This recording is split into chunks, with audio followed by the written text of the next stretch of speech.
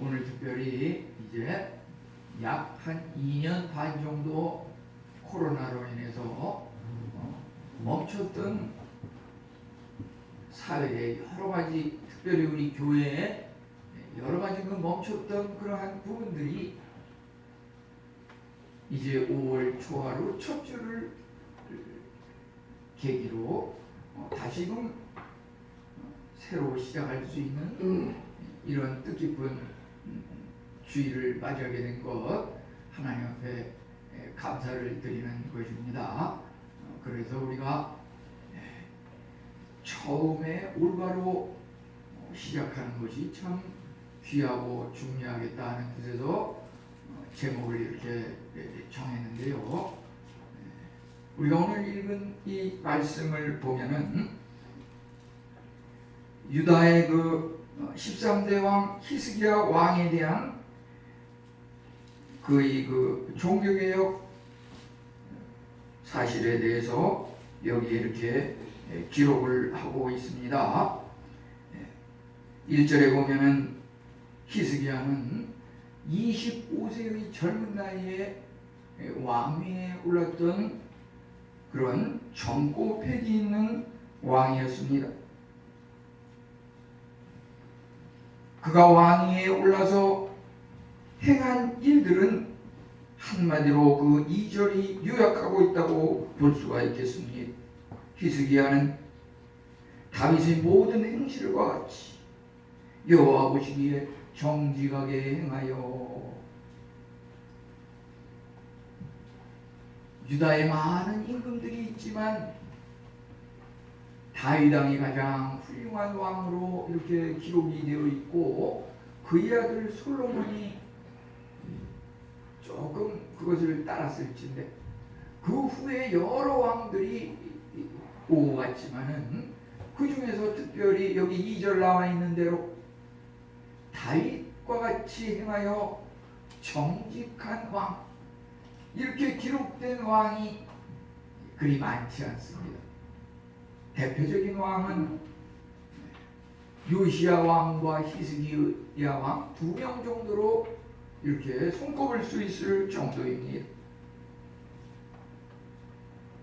히스기야 왕이 여기 2절에 다윗의 모든 행실과 같이 여호와 보시기에 정직히 행하였다고 하였던 것 같이 열왕기하 22장과 역대하 34장에는 요시야 왕이 8세의 어린 나이, 우리 어린이 주일인데요. 그 요시야 왕이 8살의 왕이 올라가지고 그 왕의 그 행실을 한마디로 요약하면 다윗과 같이 하나님의 그 율례를 지키면서 정직히 행한 왕이라고 이렇게 기록되고 있는 것을 보게 됩니다. 그런데 또 이 요시야 왕과 히스기야 왕의 공통점을 보게 되면요, 그 아버지가 또 왕이었고 그 왕으로부터 이 왕의 자리를 대물림 받은 것인데 히스기야 왕의 아버지는 참으로 악한 왕이었습니다. 히스기야 왕의 아버지는 28장에 역대하 28장에 나와 있듯이 그 아하스 왕이라고 하는 그 왕이 참으로 우상을 숭배하고 타락과 쾌락주의, 상대주의가 지간해지니 하나님을 부인하는 그런 악한 왕이었습니다. 요시야 왕도 그렇습니다. 요시야 왕의 그 아버지 아몬 왕 역시 우상을 숭배하던 악한 왕이었습니다. 그가 얼마나 악한 왕이었는지 이 선한 왕에 대해서는 그 기록이 다윗과 같이 정직히 행하였으며 이렇게 되어 있는 반면에 악한 왕에 대해서는 므낫세와 같이 악을 행하였으며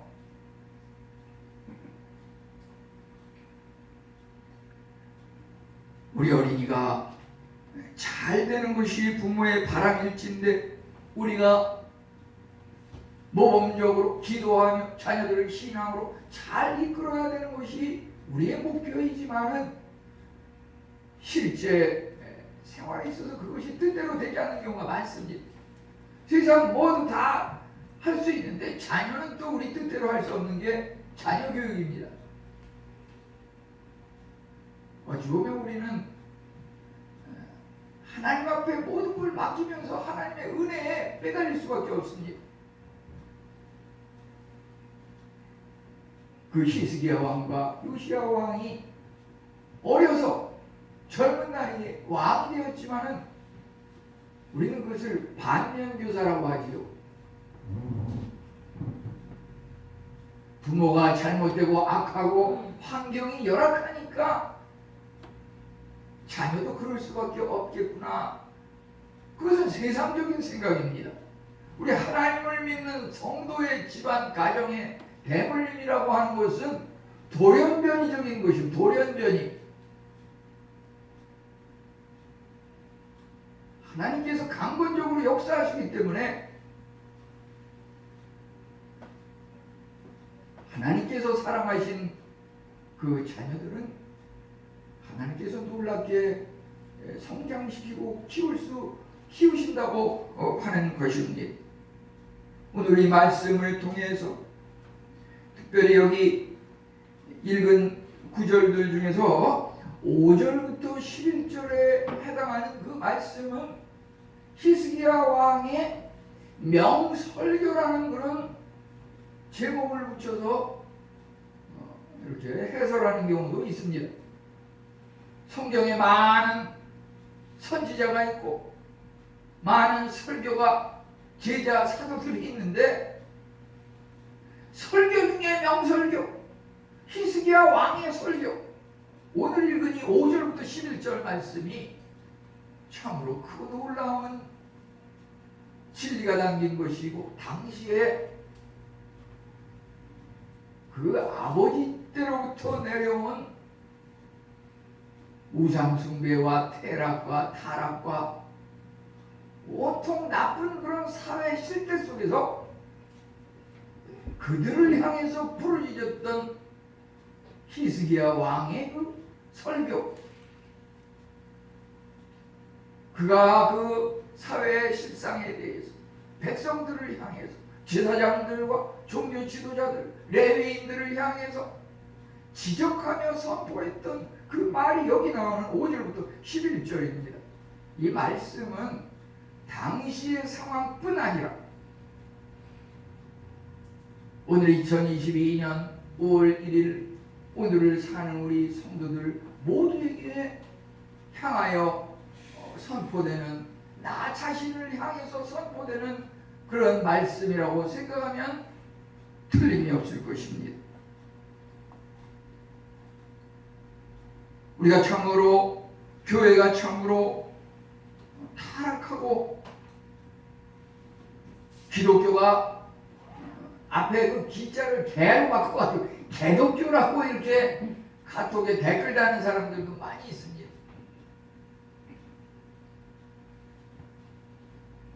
우리에게 무엇이 잘잘못인지 우리는 이 말씀을 통해서 돌아보면서 이제 코로나로 인해서 한 2년 반 정도 약화되고 침체되고 중지됐던 교회의 여러 가지 예배에 관한 이러한 것들이 다시금 새롭게 회복되기를 바라는 마음으로 오늘 말씀을 함께 교훈을 얻으려고 합니다.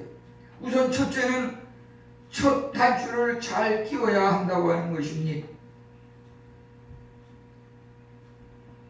첫 단추를 잘못 끼우면 그게 삐뚤어져 가지고서 두 번째부터 끝까지 다 삐뚤어져 가지고서 나중에 다시 풀러 가지고 도로 첫 단추부터 다시 또 껴야 되는 이런 문제가 있는 거 우리 알지 않습니까?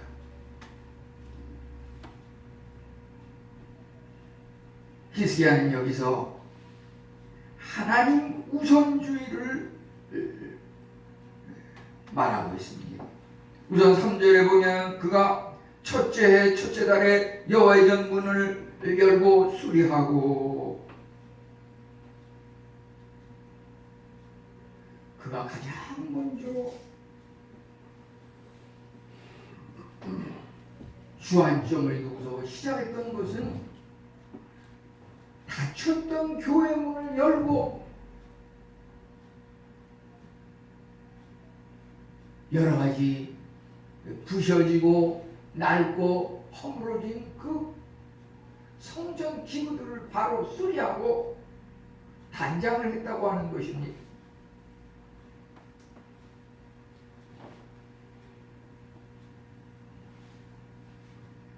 한 나라의 임금으로서 참으로 백성을 세상적으로 생각하면 부강한 나라를 만들기 위해서 그야말로 지도자들이 타락하고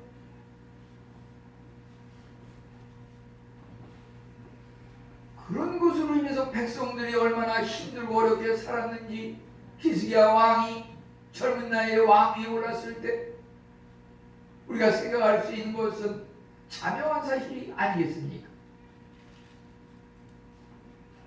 최근 한 달 사이에 여러 나라들이 주목을 받고 있지만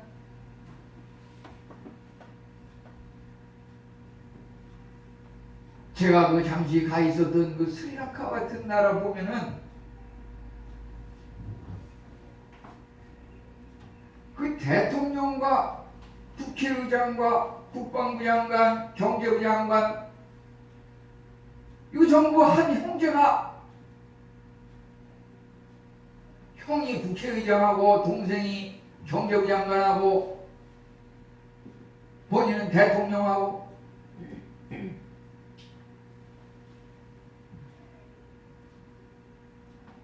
저도 가서 국회의장 집에 가가지고서 등을 두들기면서 치료를 했던 그런 경험이 몇 번 있습니다.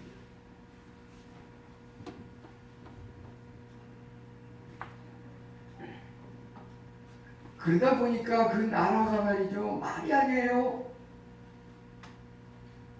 며칠 전에 그 정선교사님이라는 분이 한국에 다녀가셨다가 이 어려운 코로나 시기에 다시 스리랑카에 들어가셨는데 뭐 언론에도 나오지만은 그분 얘기를 들어보면 전기가 끊겨가지고 하루에 그냥 정해진 몇 시간만 불이 들어온대요. 주유소에 기름이 없다 보니까 지금 그 선교사님도 지금 차에 20리터 남아있는 게 전부인데 이 기름이 떨어지면 이제 걸어 다녀야 된다고. 세상에 그런 나라가 있나 싶은데 그 지도자들이 타락하니까 백성들이 그렇게 힘들고 어렵게 사는 그런 것을 갖다가 보게 됩니다. 그런데 이 히스기야 왕은 왕이 돼가지고 말이죠, 먼저 그 백성들의 경제 문제에 대해서 어떻게 하면 이 생활이 어려운 것을 바로잡을 수 있을까? 어떻게 하면 먹거리, 상거리, 상인들의 그 수입을 늘릴 수 있을까? 이걸 먼저 역점에 두는 것이 아니었습니다. 그는 그것보다도 백성들의 그 생활살이 어려운 그것보다도 먼저 종교와 도덕적인 타락을 올바로 세우려는 그것에 먼저 주안점을 뒀던 것입니다. 왜냐하면 그 어려운 생활상의 원인이 도덕적으로 종교적으로 타락한 그 사람들이 보면은 토요일이면은 교회에 가가지고서 강단을 부수고 목사님이 지나가는 길에 그 오토바이나 이런 것이 기다리고 있다가 그 앞으로 지나가면서 그 목사를 치어가지고서 낭떠러지에 떨어지게 하고 현지인 목회자 가정에 그 이구아나라고 그래가지고 악어 같은 그 우물에다가 막 잡고가지고서 그 목회자가 그냥 물을 사용하지 못하게 하고 그 불교 스님들을 등에 업고서 그것을 이용을 해서 그 표 때문에 대통령이 당선되기 위해서 그런 종교적인 타락하는 그런 말할 수 없는 그런 박해가 있었던 그런 것들을 볼 때 경제적인 거 아무리 일으켰자 무슨 그것이 지속성이 있겠습니까? 근본적인 것은 마음의 그 도덕적인 타락, 잃어버린 종교를 일으키는 성전 정화, 그것이 앞서는 일입니다. 우리 모든 문제점이 있죠. 우리의 기도 제목들, 심지어 질병에 관한 문제, 물질에 관한 문제, 가정의 자녀의 문제, 나의 미래에 관한 문제, 엄밀히 따져보면은 모든 것에 모든 것 대신에 최상 중에 최상을 우리에게 주시는 그 하나님을 마다하고 그것을 거절했기 때문에 나타나는 현상들입니다.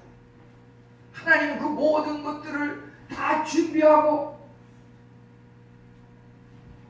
흔들어서 눌러서 우리의 복을 꽉꽉 채워가지고 기다리고 있는데 우리가 그것을 다 마다하고 발길로 치고 거절했기 때문에 나타나는 현상들입니다. 그래서 히스기야는 여기서 닫혀진 교회 문을 열고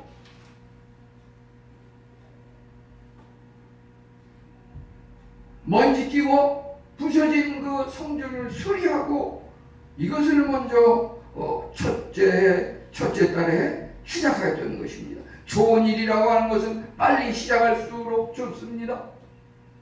망설일 필요가 없습니다. 그것이 세상 사람의 어떤 제안이라 그러면 망설이고 계산할 수도 있겠지요.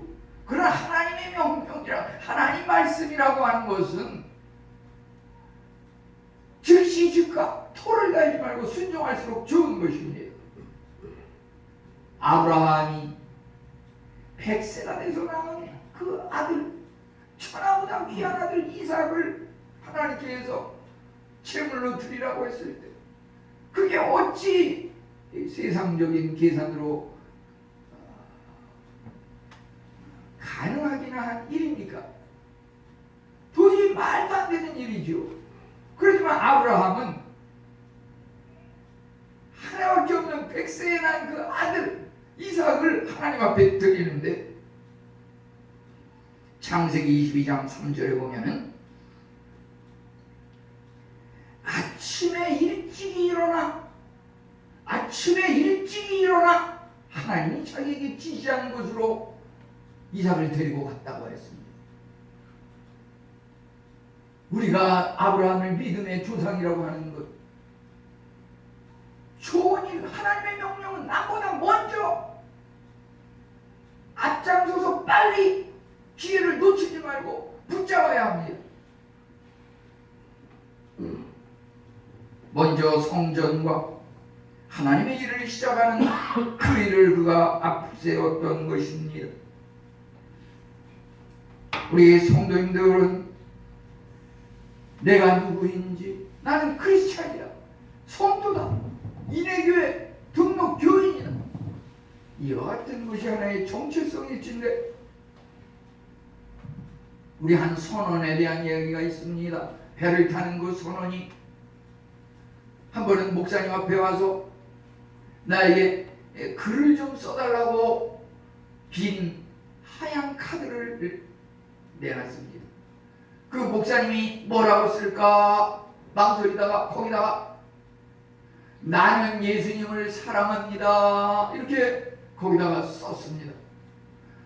그 선원은 그것을 받아가지고 기쁨으로 와서 자기 그 배에 자기 사무실 눈에 잘 보이는 곳에다가 딱 붙여놨습니다. 그러면서 하는 말이, 이제 우리 배를 타는 동료 선원들이 내가 예수님을 사랑하는 기독교인이라는 것을 분명히 알겠구나. 이와 같은 내가 예수님을 사랑하는 성도라고 하는 자부심과 자랑을 숨기지 않고 자기 정체성을 드러내면서 살아가는 이것이 중요하다고 하는 것입니다. 여러 가지 물론 사정이 있겠지만은 우리 예를 들어서 교회마다 우리 교회에서도 교회 그 팻말을 만들어 가지고 교회 문 앞에 붙이도록 하는데 그게 물론 한 1, 2년 지나면은 습기가 차가지고 떨어지는 경우도 있어요. 그러면은 거기다가 뭐 본드나 강력 접착제를 해서 또 붙이면 되고 그러는데, 아니면은 말씀을 하시면 제가 또 새 것을 다시 드릴 수도 있는데, 막상 이렇게 신방을 해보면 문 앞에다 그것을 붙이지 않은 그런 성도님들도 종종 있는 것을 보게 됩니다. 내가 기독교인이라는 거 내 옆집 사람 이웃에게 숨길 필요가 없습니다. 내 삶의 모습, 이웃과의 나누는 그 대화 속에서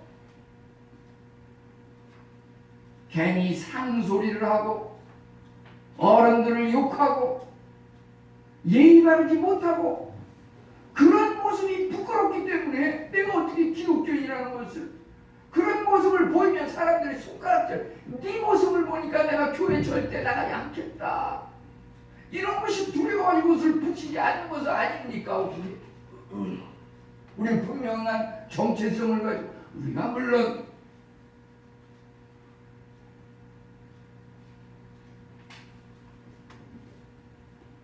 제가 자주 하지는 못하지만 오늘 이렇게 아침에 나가서 전도지 7장을 가지고서 이렇게 지나가는 사람 7명한테 이렇게 돌리고 올라왔어요. 보면은 절반은 그 종이 자체도 안 받고 그냥 가는 사람들이 많아요.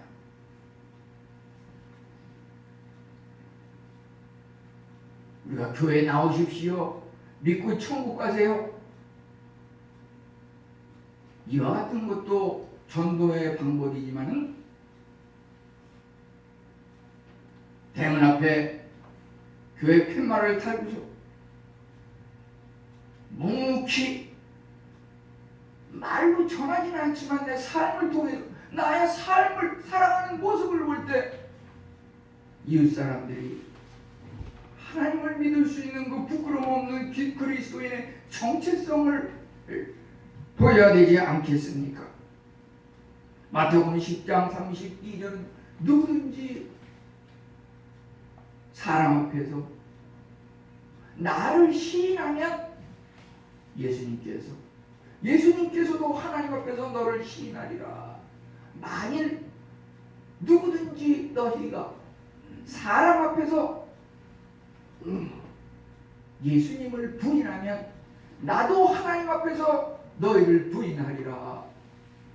우리 하나님 믿는 것, 예수쟁이라고 하는 것 부끄럽게 여기면 하나님도 우리가 신자라는 것 부끄럽게 여긴다고 하는 것이, 하나님도 우리가 천국 오는 거 부끄럽게 여겨요. 너 같은 나를 부끄러워하는 사람 나 천국에 받아들이고 싶지 않다.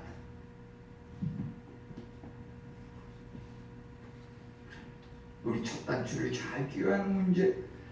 이제 둘째, 히스기야는 여기서 보면 5절 말씀에 너희는 성결하게 하고 또 하나님 여호와의 전을 성결하게 하여 이렇게 말하고 있습니다. 히스기야가 제사장들과 레위 사람들을 모아놓고 그들 앞에서 말한 내용,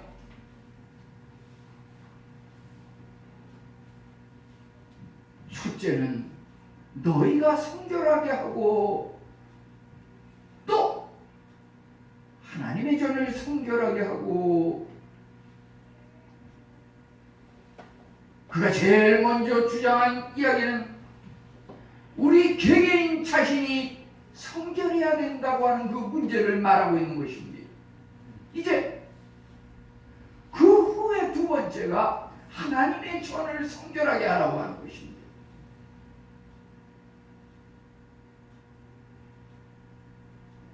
우리가 너 바로 해, 그거밖에 못해, 우리가 누군가를 가리키면서 충고하고 교훈을 주려고 하지만 사실 우리가 말하는 그 교훈이라고 하는 것은 우리가 판단하고 아는 지식은 전부 내가 가지고 있는 지식 안에서만 남을 지적하게 됩니다. 내가 가지고 있지 않은 지식에 대해서 그 사람이 도대체 잘했는지 잘못했는지 판단할 수가 없어요. 그래서 우리가 너 그거밖에 못해? 라고 하는 것은 그거 우리가 볼 때 잘못했다고 비판하는 그 사람을 가리키고 있지만 사실 세 손가락은 나를 가리키고 있는 것입니다. 세 손가락은 나를 가리키고 있는 것입니다.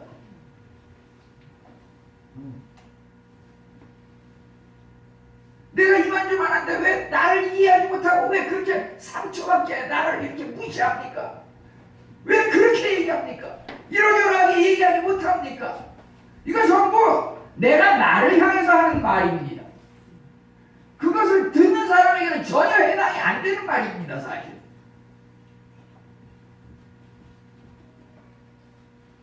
우리는 자칫 저도 젊은 학창시절에 보면 쉬는 시간이나 점심시간 끝나고 나서 친구들이랑 뭐 이렇게 앉아가지고 나무늘 밑에서 이야기하면 하는 소리의 주제가 대체로 뭐 암기의 선생님은 어떻고 좋은 점은 뭐고 나쁜 점은 뭐고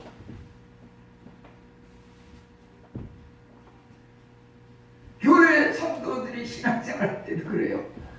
암계 목사님은 이렇고 저 목사님은 저렇고 이것은 좋고 이것은 마음에 안 들고 이런저런 얘기들을 많이 하지 않습니까? 그런데 여기서 그것은 또 하나님의 저를 성결하게 하라고 하는 것은 우선 너희는 성결하게 하고 너희 자신을 먼저 성결하게 한 다음에 교회에 대해서 이야기하는 거예요. 절대 목사님 비판하거나 이렇게 되면은 신앙생활이 제대로 될 수가 없어요. 저에 대해서는 비판하는 거 막지 않겠습니다. 저는 그거 달게 맞고요. 제 자신을 돌아보면서 끊임없이 개선하도록 노력하겠습니다. 그지만 우리 협동하시고 또 함께 사역하시는 우리 박 목사님, 안 목사님 정말 귀한 분들이 이렇게 함께 사역을 하시도록 하나님께서 보여주셨습니다. 우리는 그 히스기야가 우선 반면교사로 아버지를 삼았다고 하는 것입니다. 아버지가 타락하고 환경이 그 가정에서 자랐으니까 이럴 수밖에 없지 그게 아니라고 하는 것입니다.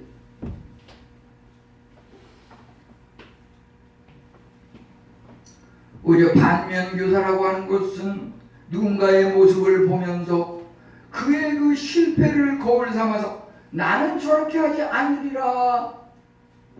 이것이 반면교사입니다.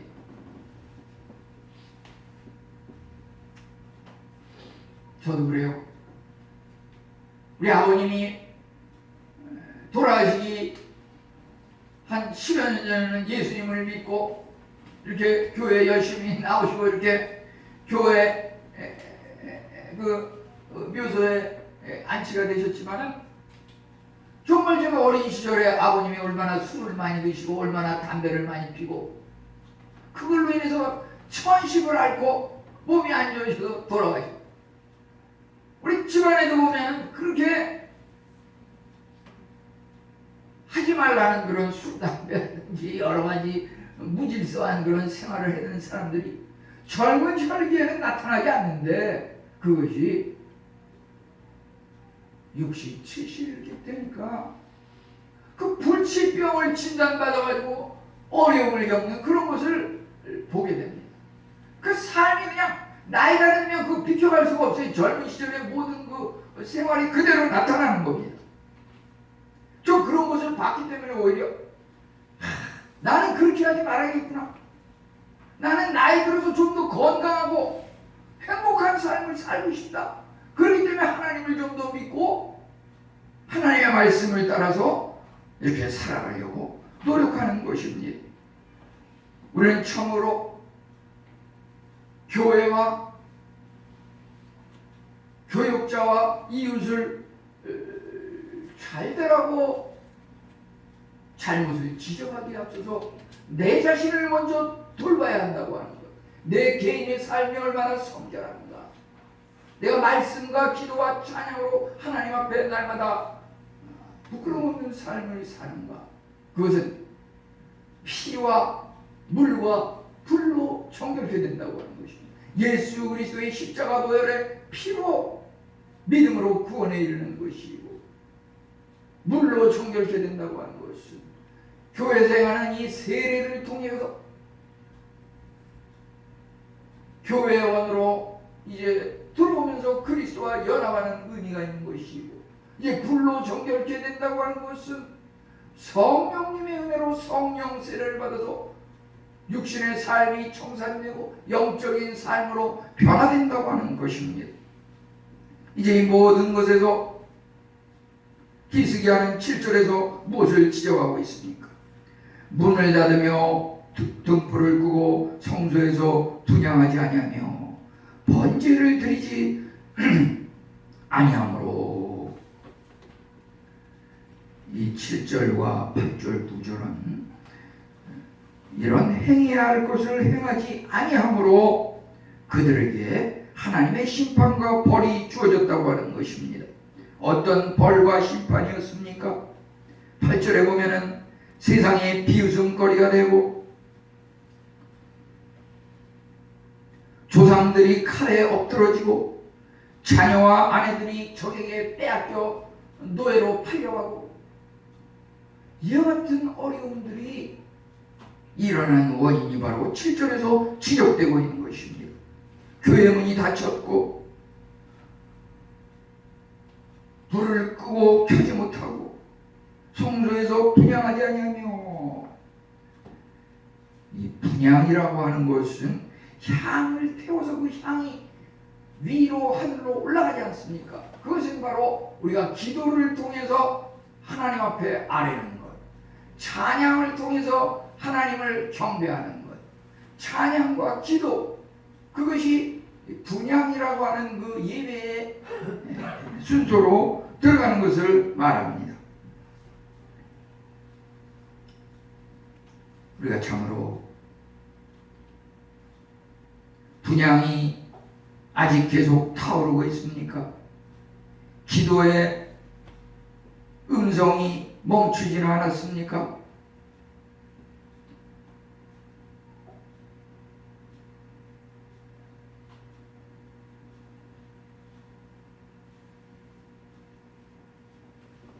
우리 새벽 기도라든지 금요 기도회 이런 것도 전부 하나님 앞에 드리는 분향이라고 볼 수가 있겠습니다. 이제 찬양을 하나님 앞에 드리는 것, 성가대가 앞장서서 이제 찬송을 하는 것, 역대하 20장에서는 성가대가 앞장서 찬양하는 것을 통해서 그 전쟁이 승리로 이끌어졌던 그러한 기록이 나와 있습니다. 이제 하나님께서 하나님의 진노를 피하는 우리의 마음의 정결에 대해서 10절과 11절은 이야기하고 있는데요. 우선 하나님과의 언약을 지킨다고 하는 것, 구약과 신약, 하나님과 백성 사이의 약속입니다. 그 약속의 숫자가 어떤 분은 3,500가지 약속이다, 어떤 분은 35,000가지 약속이다, 이렇게 이야기하고 있는데요. 보는 관점에 따라서 다른데, 어쨌든 하나님과 우리 백성 사이의 약속이 성경에 무수히 주어졌는데, 그 약속이 주어진 이유는 뭐냐면은 하나님께서 백성에게 은혜를 주시기 위해서 약속을 주신 것입니다. 그 약속을 지키면 이만저만한 복을 주겠다. 지키지 않으면 재앙이 임하겠다. 이렇게 요약이 될 수가 있겠습니다. 그런데 우리가 하나님의 그 약속의 말씀을 순종하는 그 문제에 있어서 그 순종을 한다고 하는 것이 사실 상식을 벗어난 그런 내용들이 많습니다. 세상적인 학문의 지식으로는 도저히 이해가 안 되는 그런 부분들이 많습니다. 그 이루어진 일들을 봐도 도대체 말도 안 되고 어처구니가 없는 일들이 많습니다. 그럼에도 불구하고 우리가 그 사실을 믿고 순종할 때 하나님께서 그 약속의 말씀대로 실천해서 우리에게 복을 주신다고 하는 것입니다. 하나님과 우리 사람 사이에 그 약속의 관계라고 하는 것은 하나의 그 기계가 규칙성을 가지고 돌아가는 그 기계 속에서 하나님과 우리 성도가 같이 어깨동무를 하고 돌아가는 것과 같습니다. 하나님의 손을 붙잡고 그 기계가 돌아가듯이 잘 같이 섞여서 어울려서 돌아가는 사람은 하나님의 복을 기적을 체험하며 살아가지만 하나님의 그 손을 놓고 그 기계에 돌아가는 그 회전 주기에서 벗어난 사람은 하나님의 복이 버려지고 떨어지고 재앙이 임한 거라고 볼 수가 있겠습니다. 이제 11절 상반절에 열정적 신앙생활 히스기야는 여기서 게으르지 말라고 말하고 있습니다. 인간의 모든 문제는 인간의 나태와 방종에서 비롯되고 있습니다. 게으르지 말라고 하는 것.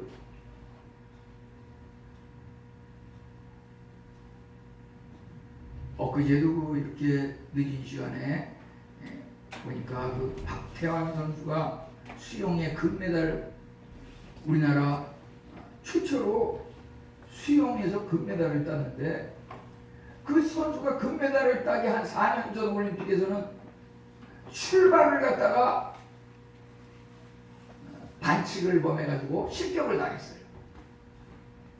그렇게 연습을 많이 해가지고서 기대를 걸고서 출전을 했는데 출발해서 위반을 해가지고서 실격을 당했어요. 그리고 그 박태환 선수가 이제 그것으로 인해서 말이죠. 출발을 제대로 하기 위해서 연습을 잘 해가지고 다음 그 4년 후에 금메달을 땄는데요. 그러니까 이제 사회자가 물어봤어요. 출발 연습을 몇 번이나 했습니까? 박태환 선수. 10,000번 이상은 했을 거예요.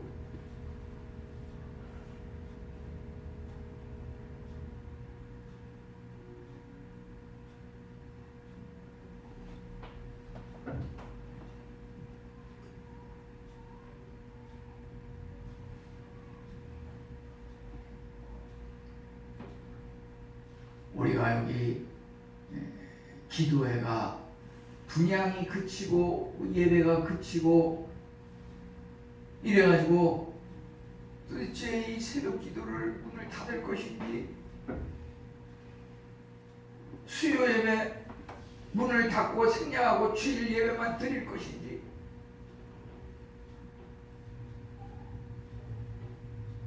저는 평일에 또 주중에 이렇게 주일을 준비하면서 그런 생각을 굉장히 여러 번 하게 됩니다.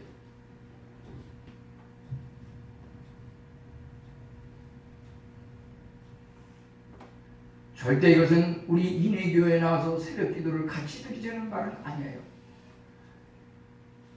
한국 사회가 지금 보면은 여러분 가까운 곳에 5분 이내에 대부분은 다 교회가 있을 것입니다. 그 교회 가서 새벽 예배를 드리세요. 집에서만 그렇게 하지 마세요. 새벽 예배 일주일 한 5번씩 하게 되면은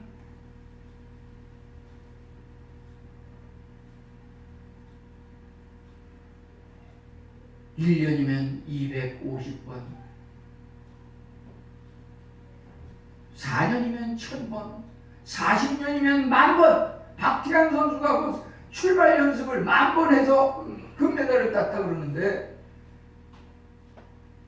얼마나 기도를 했길래 기도해도 응답이 안 됐다고 합니까? 10,000번 기도해 보세요. 그렇게 하고 나서 저랑 이야기합시다. 정말 하나님의 말씀이 거짓말인지.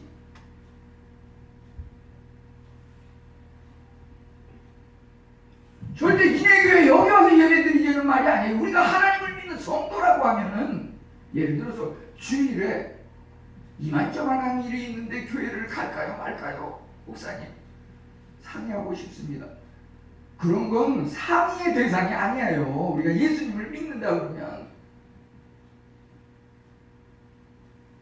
왜냐하면 하나님께서 안식일을 지키면 복을 주고 장수하게 하리라 그랬는데, 지키지 않으면 저주하고 재앙을 내리고 빨리 죽게 하리라, 그 말씀이 그렇게 나와 있는데, 제가 그러면 나오지 마십시오 이렇게 얘기하면 당신 죽으려면 죽으시오.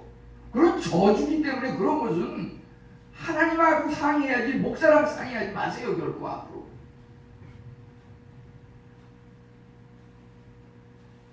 (2004년 12월) 말부터 한 보름간 이제 쓰나미가 있는 그 지역에 가서 군대 막사에 들어가가지고서 잠을 자면서 이제 그곳에 그 피해 복구를 위한 그런 일에 이제 참여를 했는데요. 주일도 째는데 거기에 무슨 뭐 어디에 교회가 있는지 뭐 전혀 모르죠. 낯선 곳이니까. 그렇지만 그곳에서 같이 이렇게 동료들이 있어요. 베트남에서 온 의사, 방글라데시에서 온 의사, 네팔에서 온 봉사단원, 여러 나라에서 온 그 단원들이 이야기를 공유하고 나누는 가운데 크리스찬들이 주일날 오전에 방 한 곳에 모여가지고서 같이 예배드리고 기도하고 이러면서 나름대로 예배를 드리는 것을 통해서 성수지기를 하는 것이죠. 우리가 꼭 인해교회를 나오라는 그런 말은 아니에요. 어느 곳에서 무엇 하든지 성수지기를 해야지 하나님께서 우리의 생명을 유지시켜주고 우리에게 은혜를 주신다고 하는 것입니다. 이제 11절 마지막 보면은 수종드로를 섬기며 분양한 것, 이것이 전부 하나님 앞에 드리는 예배와 충성과 봉사일지인데, 이러한 것들이 말이죠, 내가 하고 싶어서 하고 하기 싫어서 하지 않고, 그게 아닙니다.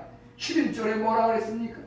하나님께서 택하여서 수종들고 섬기며 분양하며, 그 아무나 봉사하고 아무나 충성하고 아무나 교회 일을 하는 게 아닙니다.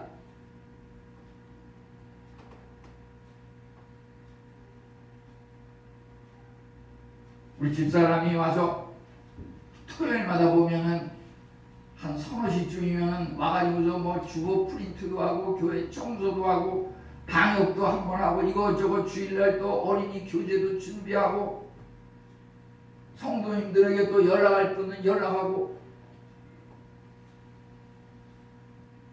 그 하나님께서 주신 엄청난 특별한 특권의 은혜라고 하는, 아무나 할 수 있는 게 아니에요. 여기 11절에 하나님께서 택하사 교회를 수종들고 교회를 섬기고 분양하고 기도하고 예배에 참석하게 하신다고 하는 것입니다.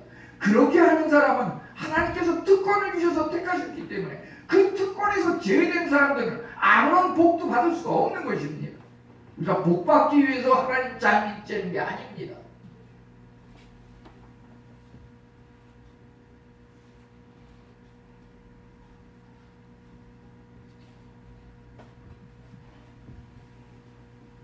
우리 사리가 보면은 취업을 하는데도 말이죠, 면접을 하는데도 주일 성수를 하는 그것만 골라서 이렇게 하다 보니까 계속 밀리고 도저히 취직이 잘 안 돼요.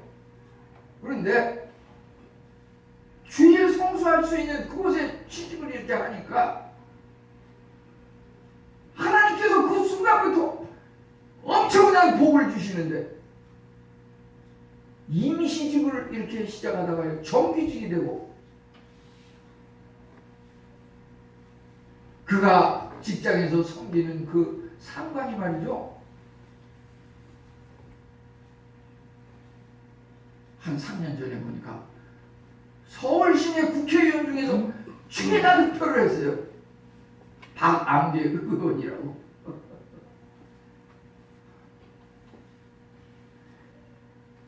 그 자세를 보면서 저는 목사도 감히 그렇게 못하는데 우리 자녀들이 손주들이 저보다도 더 하나님을 잘 섬기고 이러는 것을 볼 때 하나님께 감사드립니다. 그것이 바로 분향을 중지된 분향을 하고 멈췄던 예배를 회복